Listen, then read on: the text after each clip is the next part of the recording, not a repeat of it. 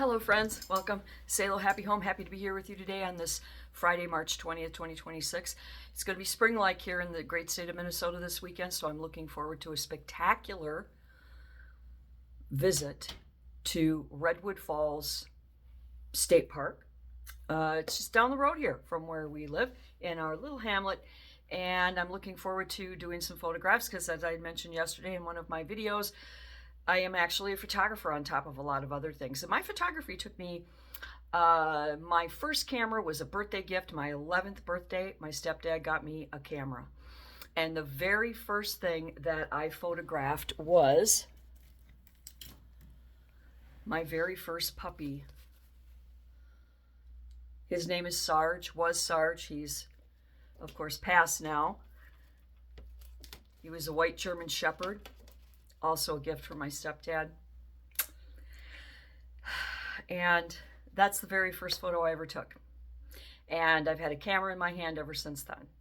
So I love to go on short road trips, long road trips where I can go ahead and I can exercise my love and passion for photography.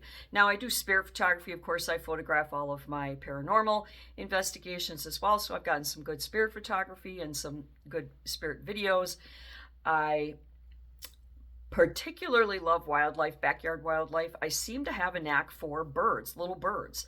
And I've won many awards and a lot of attention with my Blue Jay photos. So I'm pretty proud of that. But I'm looking forward to going to the falls because one of my photographic challenges is water.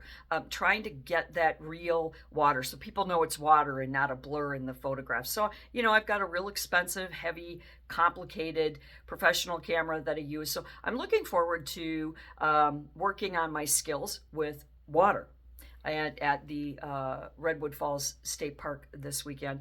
And I'm going to look at it as something like a reward. I've been busting hump on the steps, getting a minimum of 10,000 steps a day, but my average since last Sunday, and it's Friday now, has been 12,000 to 15,000 a day, so I'm exceeding my own goal. And it's very important when you set these small goals and you reach or exceed these small goals to reward yourself. Now, for some people, that reward might automatically go to a food thing, like I'm going to go out and have that Archburger at McDonald's or whatever. But I grew up in a house where things like love and affection and really healthy rewards were non-existent. Our rewards were food. Do your housework, we'll go to DQ. Keep your mouth shut, behave in the back of the car, we'll go to McDonald's. So I have learned what not to do with reward. And with reward, food is really not a very good reward. Professionals that train police dogs, they are not trained to have food rewards after accomplishing a police task. They're given a certain toy, a very special toy, because you don't want them getting fat and getting disease and everything else. But there are ways that you can reward yourself. For me, it's going to be visiting the falls. I'm probably going to get a new hairdo this weekend. That will be a reward for meeting or exceeding that goal that I set myself, which was last Sunday. Starting on last Sunday, it's going to be 10,000 steps or more every day consistently. So I've raised that bar and now I've been meeting that bar and exceeding it. So now I'm going to reward myself with a visit to a beautiful place, maybe get a new hairdo. I don't know. It depends on the scheduling, things like buying yourself a new top or putting a little extra change into that favorite video game of yours, where you got to buy lives and things, that kind of stuff. Reward yourself. If you want that ice cream cone with DQ, do it. Go ahead, knock yourself out. But you don't want to use food as a reward because then you're going to end up getting to a point where you're going to meet a goal and then you're going to overdo it and then you're going to fall back. And it's just a yo-yo kind of thing. And you don't want that yo-yo kind of thing. So reward yourself for meeting those little goals. And of course, we all know you got to make small, tiny goals in order to achieve that big goal. So keep working at those goals and reward yourself with healthy things. A new top that's a size smaller, or maybe a style you haven't been able to wear because you're a larger person and you're not, it's not shape appropriate.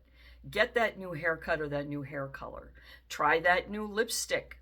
Get yourself that pair of diamond earrings that you've been eyeballing on Amazon. Or, some extra lives on your favorite video game. So there are a lot of non-food ways to reward yourself, and it's important that you reward yourself because it's part of the psychology of weight loss and super aging and encouraging yourself. It programs your brain to say, look, there's something in that pot at the end of the rainbow waiting for me. I just have to get from point A to point B at the end of the rainbow to get that reward. So be sure that you're rewarding yourself. Don't give yourself, what do they call them? Attendance trophies.